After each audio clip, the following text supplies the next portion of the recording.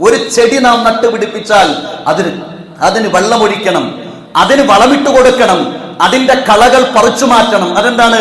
നാം ഉദ്ദേശിക്കുന്ന തരത്തിൽ ആ ചെടിയാകാൻ, അതിൽ കായകൾ ഉണ്ടാകാൻ, അതിൽ ഫലങ്ങൾ ഉണ്ടാകാൻ അത് നട്ടുപിടിപ്പിച്ചയാൾക്ക് വളരെ കൃത്യമായി ആ വിഷയത്തിൽ ബോധ്യമുണ്ടാകും.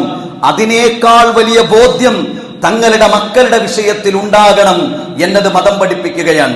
നമ്മളൊക്കെ നമ്മുടെ ജീവിതത്തിൽ ആഗ്രഹിക്കുന്ന കുറെ ആഗ്രഹങ്ങളുണ്ട്, കുറെ ചിന്തകളുണ്ട്. നമ്മുടെ മക്കൾ ഇങ്ങനെയാകണം എന്ന് വിചാരിക്കുന്ന കുറെ കാര്യങ്ങളുണ്ട്. അതിൽ ഒന്നാമതായി മാതാപിതാക്കൾ എന്ന നിലക്ക് നാം ശ്രദ്ധിക്കേണ്ടത്, ആ വിഷയങ്ങളിലെല്ലാം നമ്മുടെ മക്കൾക്ക് നാം മാതൃകയുള്ളവരാകണം. നമുക്ക് ആഗ്രഹമുണ്ടാകും, എന്റെ മകൻ, എന്റെ മകൾ ഏത് സ്ഥലത്തെത്തിയാലും, ഏത് പ്രദേശത്തെത്തിയാലും, ഏത് വിശ്വാസ സംഹിതകളുടെ ഇടയിൽ അകപ്പെട്ട് കഴിഞ്ഞാലും പതറാത്ത, ഇളകാത്ത, ഏകദൈവ വിശ്വാസമുള്ള, ശിർക്ക് ചെയ്യാത്ത, ബഹുദൈവാരാധനയിലേക്ക് പോകാത്ത മകനാകണം, മകളാകണം എന്ന ചിന്തയും ആഗ്രഹവും നമുക്കുണ്ടെങ്കിൽ ആദ്യം അതിന്റെ റോൾ മോഡലാകേണ്ടത് നമ്മളാണ്. നമ്മൾ റോൾ മോഡലാകണം. നമ്മൾ ആദർശത്തിൽ വിട്ടുവീഴ്ചയില്ലാത്ത ആളുകളാകണം. നമ്മൾ ശിർക്കുമായി സന്ധി ചെയ്യാത്ത ആളുകളാകണം. നാം ബിദ്അത്തുമായി അടുക്കാത്ത ആളുകളാകണം. കാലവും അതിന്റെ മുന്നോട്ടുള്ള പോക്കും അതിന്റെ വ്യത്യസ്തങ്ങളായ ഭാവങ്ങളും ഏത് തരത്തിൽ കടന്നു വന്നാലും അടിപതറാത്ത ആദർശത്തിൽ നാം ഉറച്ചു നിന്നാൽ നമ്മുടെ മക്കൾ ആ വഴി സ്വീകരിക്കും. നമുക്കാഗ്രഹമുണ്ടാകും, എന്റെ മക്കൾ 5 വക്ത് നമസ്കരിക്കണം, എന്റെ മക്കൾ 5 വക്ത് നമസ്കരിക്കണം. അതിനെന്ത് ചെയ്യണം? മാതാപിതാക്കൾ റോൾ മോഡലാകണം. സുബഹിക്ക് പള്ളിയിലേക്ക് വരുന്ന ഒരു പിതാവാകാൻ ഒരു ഉപ്പക്ക് സാധിച്ചിട്ടില്ലെങ്കിൽ ആ മക്കൾ നമസ്കരിക്കണമെന്ന അതിയായ ആഗ്രഹം കൊണ്ട് മാത്രം യാതൊരു കാര്യവുമില്ല. അത് റോൾ മോഡലാണ്. 10 വയസ്സുള്ള ഒരു ആൺകുട്ടി തന്റെ വീട്ടിലുണ്ടെങ്കിൽ അവനെ വളരെ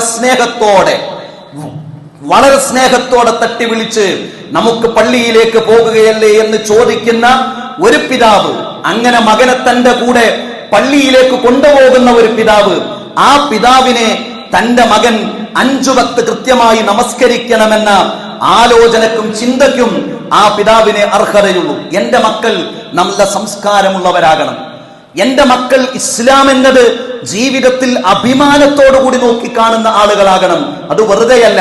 ഇസ്ലാം എന്നത് അഭിമാനത്തോടുകൂടി നോക്കിക്കാണാൻ മാത്രം കഴമ്പുള്ള ഒരാദർശമാണ്, ഒരു പ്രത്യയ ശാസ്ത്രമാണ്, ഒരു വിശ്വാസ സംഹിതയാണ്. അതുകൊണ്ട് എന്റെ മക്കളും അങ്ങനെയാകണം. മതനിരാസത്തിന്റെ, മതനിഷേധത്തിന്റെ, ദൈവവിശ്വാസത്തിന്റെ എല്ലാം ചോയ്സും വ്യക്തി സ്വാതന്ത്ര്യവുമായി കടന്നു വരുന്ന ഒരു കാലഘട്ടത്തിൽ എന്റെ മക്കൾക്ക് ഇസ്ലാമിക സംസ്കാരം ഉണ്ടാകണം എന്ന് മാതാപിതാക്കൾ ആഗ്രഹിക്കുന്നുണ്ടോ എങ്കിൽ ആ ഇസ്ലാമിക സംസ്കാരത്തിലെ വളരെ പ്രധാനപ്പെട്ട ഒന്നാണ് ഇസ്ലാമിക വേഷവിധാനം എന്നത്. ഇസ്ലാമിലെ വേഷവിധാനം എന്നത്, ആ വേഷവിധാനം കല്യാണത്തിനാണെങ്കിലും സൽക്കാരത്തിനാണെങ്കിലും പൊതുചടങ്ങിനാണെങ്കിലും ധരിക്കുന്ന ഒരു ഉമ്മയെ ഒരു പെൺകുട്ടി കണ്ടു കഴിഞ്ഞാൽ സ്വാഭാവികമായി കൊണ്ട് ആ മൂല്യം മക്കളിലേക്ക് കടന്നു വരും. എന്റെ മക്കൾ നല്ല സ്വഭാവമുള്ള ആളുകളാകണം, നല്ല സ്വഭാവമുള്ളവരാകണം. അതിന് മാതാപിതാക്കൾ നല്ല സ്വഭാവമുള്ളവരാകണം. പല സ്വഭാവമുള്ള ആളുകൾ സമൂഹത്തിൽ ഉണ്ടാകും. എന്നാൽ മരണപ്പെട്ട് കഴിഞ്ഞാൽ പോലും ആളുകൾക്ക് പുറത്തു കൊടുക്കാൻ കഴിയാത്ത തരത്തിൽ പുറത്തു കൊടുക്കണം.